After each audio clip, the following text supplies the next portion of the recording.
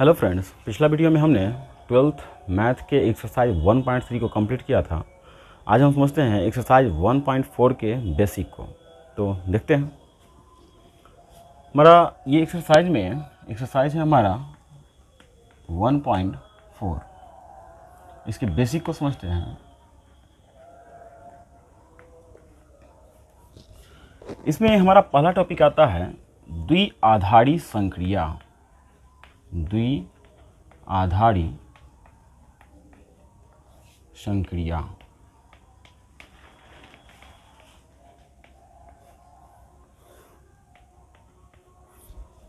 तो सबसे पहले समझते हैं संक्रिया का अर्थ क्या होता है। तो देखिए, हम अपने दैनिक जीवन में जो भी हम करते हैं, अभी तक में बचपन से करते आए हो, जोड़ घटाव गुना भाग लघुत्तम महत्तम, जो भी आप काम करते हैं वे सब के सब संक्रिया कहलाता है। आप जोड़ करें या घटाव बनाएं या गुना करें या भाग करें या एलसीएम निकालें या एचसीएफ निकालें, ये सब के सब जो है सो संक्रिया ही कहलाता है। द्वि मतलब होता है दो, आधारी मतलब आधार। तो इतना आपको समझ में आ गया होगा कि संक्रिया में वो क्या करना होगा। तो जो प्रश्न में दिया जाएगा उसके अनुसार हम काम करेंगे, बस यही सब इसमें आने वाला है। अर्थात दो आधार पर होने वाली वैसी संक्रियाएं, ठीक है, दो आधार पर होने वाली संक्रिया है। तो यहाँ पर क्या होगा कि जैसे दो आधार आपको, जैसे आप बचपन से भी करते आए हैं कि 5 + 7, तो क्या हुआ कि दो आधार हैं, एक है 5 दूसरा है 7, और इसमें हम काम क्या कर रहे हैं, संक्रिया हो रहा है जोड़ का।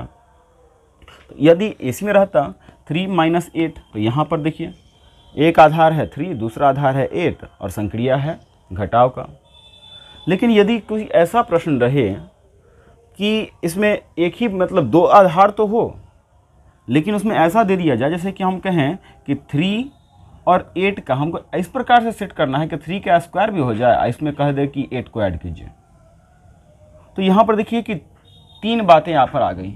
आधार तो वही है, दो आधार ही है, लेकिन क्या करना है कि पहले आधार का वर्ग करना है, फिर दूसरे आधार को ऐड करना है।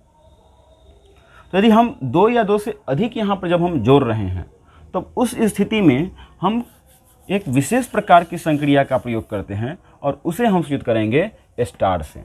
अब यहाँ पर इसमें समझे क्या है कि दो आधार पर होने वाली वैसी संक्रियाएं, तो यहाँ पर हम संक्रिया को सूचित करेंगे स्टार से। और क्या करना है, स्क्वायर करना है या रूट करना है या जोड़ना है या घटाना है, गुना करना है, एलसीएम निकालना है, जो भी कुछ करना हो वह प्रश्न में आपको दे दिया जाएगा। ओके, लेकिन एक रेंज भी दिया जाएगा, जैसे कि जेड में हो या आर में हो या आपको कह दे एन में, तो एक रेंज आपको दिया जाएगा। यदि उस रेंज में हम चलें, यदि हम कहते हैं कोई प्रश्न हमको दे दें कि जेड में, हमने कहा संक्रिया को हम स्टार से सूचित करेंगे और दो गो आधार होगा, अर्थात ए संक्रिया बी। अब यदि ये संक्रिया आपको दिया जा रहा हो, तो इन संक्रिया को सॉल्व करने के बाद जो इसका वैल्यू आएगा वह यदि इसी के अंतराल में हो जाए, अर्थात दो आधार पर होने वाली वैसी संक्रियाएं जिसका मान उसी के अंतराल पर निर्भर करता हो, तो उसी के अंतराल में आता हो, तो उसे कहते हैं हम द्विआधारी संक्रिया। जैसे समझते हैं, जैसे कि मान के चलिए कि हम ए संक्रिया बी बराबर हम मान लेते हैं a - b, और रेंज दे दिया है आपको जेड में। तो अब वो करना क्या होगा कि हम मान लेते हैं a बराबर, सॉल्यूशन के लिए अब वो करना क्या है, हमने मान लिया a इक्वल जेड के अंतर्गत आप कुछ मान लीजिए, 2, 5, 10, 20 कुछ भी मान लेते हैं, 7 ही मान लीजिए, और b इक्वल आप कुछ भी ले लीजिए, 8 या 5 कुछ भी आप अपनी इच्छा अनुसार। अब यदि हम करें 7 संक्रिया 8, तो क्या होगा, तो नियम कहता है पहला में से दूसरा को घटा लेना है, मतलब कि 7 - 8। तो यदि आप घटा करके देखोगे तो आएगा -1। क्या ये जो वैल्यू जो आया यह इसके अंतराल में है कि ना, तो जेड में -1 होता है या नहीं होता है, तो -1 जेड में होता है, बिलोंग्स टू जेड। अर्थात ये जो संक्रिया हुआ इसको हम कहेंगे द्विआधारी संक्रिया। हमने फिर से इसको हम समझें इसकी परिभाषा को, तो इसकी परिभाषा कहती है कि दो आधार पर होने वाली वैसी संक्रिया जिसका मान सदैव उसी के अंतराल में हो। सदैव, यहाँ पर एक बात समझिएगा, सदैव हम कह रहे हैं क्यों, कारण को समझते हैं। सदैव उसी के अंतराल में होगा तभी द्विआधारी संक्रिया होगा। देखिए हम इसी प्रश्न को लेते हैं और यदि हम रेंज ले लें n में, और यदि हम ले लें a संक्रिया b इक्वल, सेम यही प्रश्न है, इसी प्रश्न को हम यहाँ पर ले रहे हैं। तो यदि आप मान लेते हैं a इक्वल 5 और b इक्वल 3, तो क्या होगा, तो a संक्रिया b इक्वल हो जाएगा, a में से b घटाना मतलब पहले वाला में से, चलिए 5 संक्रिया 3 यदि हम सॉल्व करें तो पहले वाला में से बाद वाला घट रहा है। संक्रिया का गुणधर्म कह रहा है पहले वाला में से बाद वाला को घटाइए। तो 5 में से 3 को सब्सट्रैक्ट करेंगे, 5 माइनस 3 इक्वल तो आएगा 2। ये तो बिलोंग्स टू n है ना, तो क्या ये द्विआधारी संक्रिया है? द्विआधारी संक्रिया इसमें नहीं है। क्यों नहीं है, इसी का हम अगला स्टेप देख लेते हैं कि यदि हम यहाँ पर ले करके चलते a इक्वल 3, मतलब a का मान छोटा लेते और b का मान यदि हम बड़ा ले लेते, तो उस स्थिति में यदि हम a संक्रिया b निकालें अर्थात 3 संक्रिया 5 को ज्ञात करें तो हमें क्या मिलेगा, 3 minus 5 equal -2 does not belongs to natural number. इसलिए हमने यहाँ पर प्रयोग किया था, इसलिए यहाँ पर क्या है, द्विआधारी संक्रिया नहीं है। इसी कारण से हमने प्रयोग किया था कि दो आधार पर होने वाली वैसी संक्रियाएं जिसका मान सदैव उसी के अंतराल में हो, जिस अंतराल में क्वेश्चन दिया जाएगा उसी अंतराल में हो, तो हम कहेंगे द्विआधारी संक्रिया है। और यदि उस अंतराल में नहीं होता है तो द्विआधारी संक्रिया नहीं है। संक्रिया को हम सूचित करेंगे स्टार से, मुख्य तौर पे स्टार से सूचित करेंगे। यदि किसी प्रश्न में यदि आवश्यकता पड़े तो इस सिंबल, इससे भी संक्रिया को सूचित करते हैं और इसका मतलब होता है निम्नतम। निम्नतम अर्थात यदि हम कहें कि 5, यदि समझने के लिए यदि हम लिख सकते हैं 5 निम्नतम 7, तो इसका मतलब हुआ कि दोनों में से छोटा कौन है, कम कौन है, जो कम है सो आपका आंसर हो गया 5। और इस सिंबल को सूचित करेंगे हम मैक्सिमम अर्थात उच्चतम। यह संक्रिया है उच्चतम के लिए, ठीक है। जैसे इसी प्रश्न में यदि हम कहते हैं 5 उच्चतम 7, तो इसका आंसर होता 7। तो ये हो गया संक्रिया के संकेत, या इसके आधार पे और भी आपको दिया जा सकता है। हो सकता है कि आपको दे दे स्टार डैश, तो वो प्रश्न पे निर्भर करता है कि आपको संख्या याद रखेंगे। मुख्य तौर पे ये 3 सिंबल आप याद रखोगे। अगला हम समझते हैं, अगला पॉइंट है हमारा क्रम विनिमय और साहचर्य।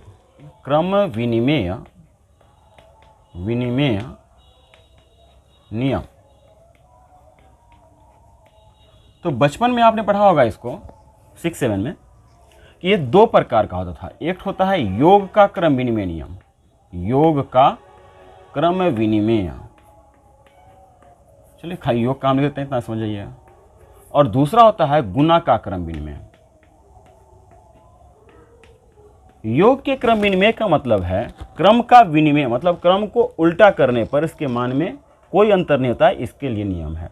अर्थात यदि आप a में b को जोड़ दो या b में a को जोड़ दो, तो इसका मतलब है कि इसके मान में कोई अंतर नहीं होगा। अर्थात a में b को जोड़िए चाहे b में a को जोड़िए, इसका मान बराबर होता है।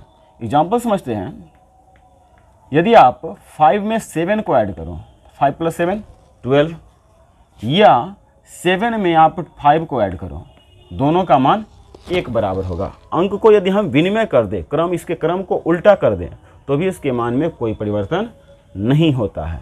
उसी प्रकार से है गुना का क्रम विनिमय। इसको समझने के लिए कि यदि a में आप गुना b से करो या आप b में गुना a से करो, इसके मान में भी कोई परिवर्तन नहीं होता है।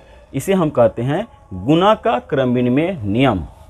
यदि हम इसे एग्जाम्पल से समझें तो सेम उसी प्रकार से यदि आप 5 से 7 में मल्टीप्लाई करो तो 5 7 जा 35, या 7 में आप 5 से मल्टीप्लाई करो तो सेम आ गया, मतलब कि दोनों में कोई अंतर नहीं आएगा। 5 7 जा या 7 5 जा, आपका दोनों मान एक समान होता है। तो इसी चीज़ को हम यहाँ पढ़ते हैं 12th क्लास के अनुसार। तो 12th में आपको क्या करना है, दोनों को एक जगह कर देना है। कैसे से देखते हैं कि स्टार मतलब संक्रिया में क्रम विनिमय होगा, क्रम, ये हमको करना है 12th क्लास में, जो अभी आप पढ़ रहे हैं एक्सरसाइज, उसके लिए 12th के लिए हम कर रहे हैं काम, कि स्टार में क्रम विनिमय होगा यदि, चलिए अब दोनों को एक साथ कर दीजिए, कैसे, a plus b equal b plus a, और गुना को भी एक साथ कर लीजिए, a गुने b equal b into a, अर्थात स्टार में क्रम विनिमय होगा यदि a संक्रिया b बराबर b संक्रिया a हो जाए। तो इस प्रकार से आप क्रम विनिमय की जांच करोगे, जो भी संक्रिया दिया जाएगा उसके लिए आप चेक कर सकते हैं कि a की संक्रिया b से निकालिए, फिर b की संक्रिया a से। करने के बाद यदि दोनों मान एक समान होता है तो क्रम विनिमय होगा, और बराबर नहीं होता है तो क्रम विनिमय नहीं होगा। देखते हैं अब नेक्स्ट, साहचर्य नियम। तो फिर से हम चलते हैं पिछले क्लास में, साहचर्य नियम।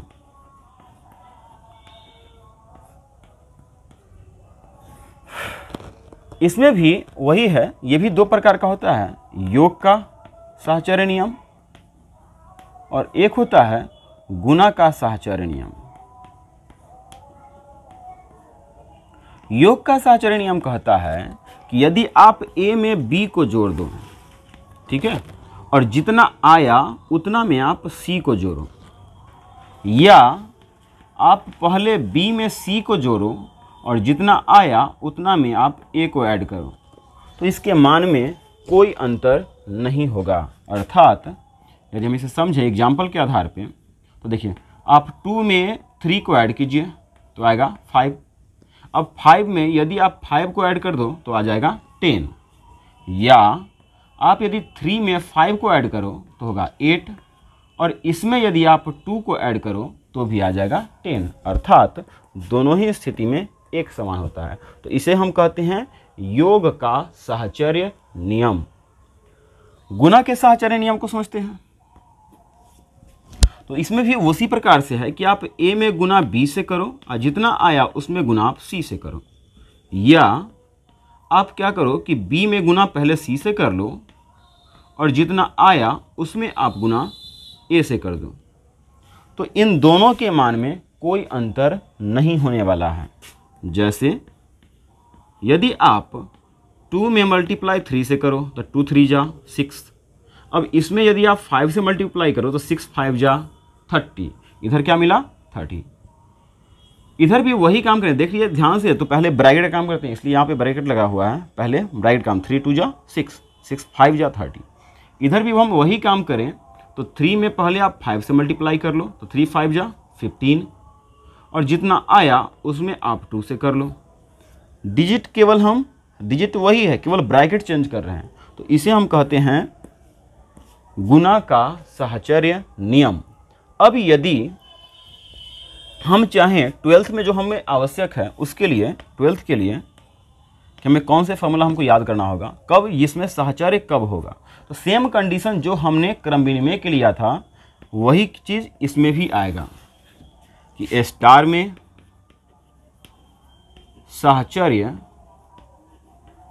साहचर्य होगा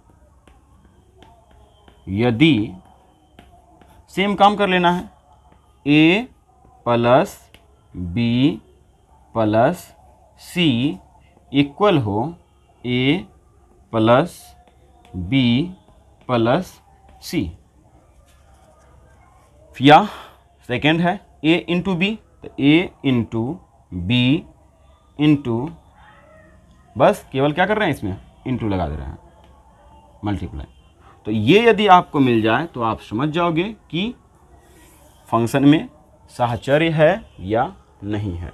तो इन दो चीज़ पे आपको चेक करना होगा, क्रम विनिमय और साहचर्य, ठीक है। यदि किसी प्रश्न में a संक्रिया b into a संक्रिया b की संक्रिया कर लीजिए, संक्रिया करने के बाद उसकी संक्रिया कीजिएगा c के साथ, ठीक है। फिर ये हो जाएगा हमारा LHS। फिर RHS साइड में पहले B की संक्रिया C से कर लेंगे और जितना आएगा उसकी संक्रिया करेंगे A के साथ। यदि दोनों इक्वल होता है, दोनों बराबर होता है तो साहचर्य होगा, अन्यथा साहचर्य नहीं होगा। ओके, अगला पॉइंट है तत्समक अवयव। तत्समक अवयव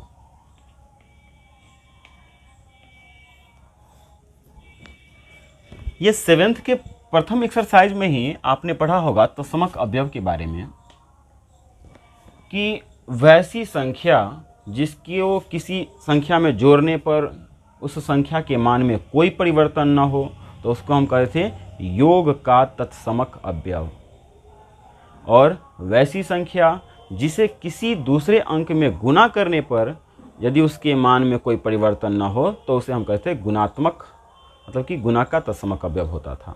जैसे कि हम यदि कहें कि हमारे पास 5 है, यदि हम 5 में 0 को ऐड करें तो कितना होगा? 5 होगा। अर्थात योग का तत्समक होता है, योग का तत्समक होता है 0, क्योंकि शून्य एक ऐसा अवयव है जिसको किसी भी अंक के साथ उसको यदि जोड़ दिया जाए तो उसके मान में कोई परिवर्तन नहीं होगा। अगला है गुणा का तत्समक। उसी प्रकार यदि हम कोई संख्या ले लें, उसमें यदि हम 1 से मल्टीप्लाई करें तो उसके मान में कोई अंतर नहीं, अर्थात जो संख्या है वही रह जाएगा। ठीक है, तो इसके हम कहते हैं 1 को हम कहेंगे गुणा का तत्समक, गुणा का तत्समक। ठीक है, तो ये हमने छोटी कक्षा 7 में पढ़ा था। गुणा का तत्समक क्या है? 1 होता है। योग का तत्समक 0, क्योंकि 0 को किसी भी संख्या में जोड़ दें हम तो उसके मान में कोई अंतर नहीं होगा। 1 को किसी भी संख्या में हम गुणा करें तो उसके मान में कोई परिवर्तन नहीं होगा। तो यहाँ भी हम समझेंगे इसी बात को, तत्समक क्या होगा। तो यहाँ भी हम वही चीज लेंगे कि वैसा अवयव जिसकी संक्रिया यदि हम किसी अवयव के साथ कराएं, जैसे कि कोई संख्या है a, यदि हम इसकी संक्रिया किसी अवयव से कराएं और उसके मान में कोई परिवर्तन ना हो, मतलब कि a के जगह पर a ही रह जाए, तो उस अवयव को हम कहेंगे तत्समक अवयव। तत्समक अवयव को हम सूचित करते हैं e से, इसलिए यहाँ पर लिखेंगे e। अर्थात यदि a की संक्रिया e से कराओ, चाहे e की संक्रिया आप a से कराओ, यदि दोनों ही कंडीशन में इसका मान a ही रह जाए तो उस स्थिति में हम e को इस संक्रिया का तत्समक अवयव कहते हैं। ठीक है, यदि ऐसा होता है कि a की संक्रिया e से करवाएं या e की संक्रिया a से करवाएं, दोनों ही स्थिति में इसका मान यदि a के बराबर होता है, अर्थात इस संख्या के मान में कोई परिवर्तन न हो, तो उस स्थिति में e को a का तत्समक अवयव कहते हैं। ठीक है, e यहाँ पर क्या है? e है तत्समक अवयव, तत्समक अवयव। ओके, अगला है प्रतिलोम। देखिए, प्रतिलोम को समझने के लिए हम यहीं से इसको करते हैं कि चलिए इसको हम थोड़ा सा मिटा दे रहे हैं ताकि आपको समझ में आ जाए। इसी के बाद हम उसको ले लेंगे फिर से। देखिए कि हम प्रतिलोम की बात करें, प्रतिलोम मतलब होता है उल्टा, विपरीत। देखिए यहाँ पे कि यदि हम यहाँ पे आपके पास था 5 + 0 = 5 है, यदि हम इस 5 को इधर की ओर लाएं, 5 - 5, ठीक है, इक्वल कितना हो जाएगा? उधर जाएगा तो ये उधर गया तो -0, अर्थात 0 ही रहेगा। ठीक है, तो क्या है? 5 का योज्य प्रतिलोम है इतना, योज्य प्रतिलोम। और यदि हम गुणात्मक प्रतिलोम की बात करें तो गुणात्मक प्रतिलोम में क्या होगा? जैसे कि 8 × 1 = 8, तो हम चाहें तो इसी बात को, यदि 8 है इधर डिवाइड में, इसके साथ मल्टीप्लाई में है 1, यदि हम 8 को उधर से इधर लाएं तो लिख सकते हैं हम 8 × 1/8 = 1। तो यहाँ पर ये जो था -5 था, ये था योज्य प्रतिलोम। योज्य प्रतिलोम इसको कहते हैं। और यहाँ पर 8 का ये है गुणात्मक प्रतिलोम। गुणात्मक प्रतिलोम, ठीक है। जैसे कि 5 का योज्य प्रतिलोम हो जाएगा -5 और -5 का योज्य प्रतिलोम हो जाएगा 5।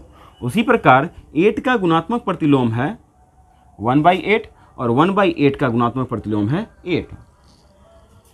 अब यदि ध्यान से देखें तो ये 0 हो या लास्ट में आता हो 1, ठीक है। ये क्या था? तो ये तो हमारा था तत्समक अवयव। ये क्या था? तत्समक। और हम जानते हैं कि तत्समक को हम सिद्ध करते हैं ई से, स्मॉल ई से। तो देखिए, हम यदि इसी के आधार पर अब यदि निकालें तो ऐसा हो कि कोई किसी संख्या, यदि मान लें कि एक संख्या है a और यदि इसकी संक्रिया किसी अन्य संख्या b से कराई जाए और कराने के पश्चात यदि हमें तत्समक अवयव प्राप्त हो, a की संक्रिया यदि b से कराएं और कराने के पश्चात हमें तत्समक अवयव प्राप्त होता हो, ठीक है। तो देखिए यहाँ पे क्या हुआ है, संक्रिया कराने पर, यह भी संक्रिया है, यहाँ भी संक्रिया है, संक्रिया कराने पर तत्समक प्राप्त हुआ। तो इस समय में योज्य प्रतिलोम अर्थात प्रतिलोम यहाँ भी मिल रहा है और यहाँ पे संक्रिया कराने पर हमें तत्समक फिर से मिला, अर्थात ये भी हो गया गुणात्मक प्रतिलोम। तो देखिए, प्रतिलोम तो दोनों में है ना, प्रतिलोम तो है ही। तो याद रखिएगा कि यदि a की संक्रिया b से कराने पर यदि हमें e प्राप्त हो अर्थात तत्समक अवयव प्राप्त हो, तो a को b का प्रतिलोम कहते हैं, प्रतिलोम कहते हैं, ठीक है। तो एक पॉइंट हमारा ये रहेगा, ठीक है। तो इन बातों को यदि आप अच्छे से समझ गए हो, याद रखिएगा कि a का प्रतिलोम b है, इसका मतलब b का प्रतिलोम a भी होगा। यदि आप आज का ये क्लास समझ गए हैं तो आपको एक्सरसाइज 1.4 का जब हम एक्सरसाइज करेंगे तो आपको आसानी से समझ में आ जाएगा। यदि फिर भी यदि कोई प्रॉब्लम हो इसे समझने में या कोई कठिनाई हो, कोई टॉपिक ऐसा हो जो आपको समझ में नहीं आया हो, तो आप कमेंट करके पूछ लीजिएगा। तो मिलते हैं नेक्स्ट डे, तब तक के लिए गुड बाय।